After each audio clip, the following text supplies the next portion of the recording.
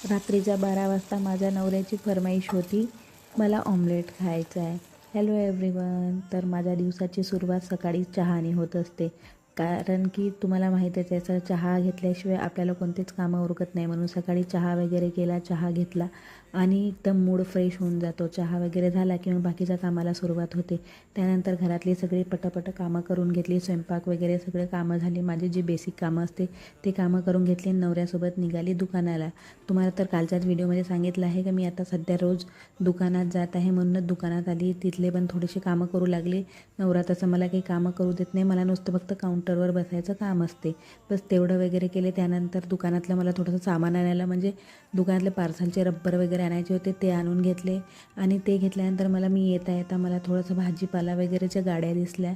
तर त्या भाजीपाला वगैरेमध्ये मी वांगे, अजून कारले वगैरे जे होते ते भाजीपाला 1-2 भाजीचं वगैरे घेतलं.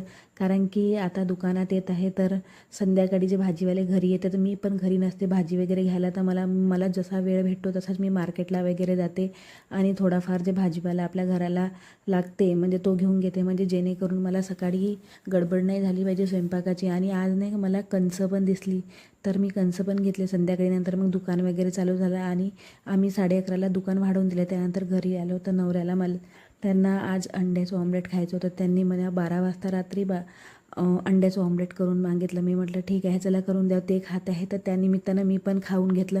नाहीतर मी पण असं साधंसुद्धा जे होतं ते खाऊन घेतलं असतं आणि तशीच राहून गेली असती. त्यांच्या निमित्ताने त्यांना पण करून दिला आणि मी पण खाऊन घेतला.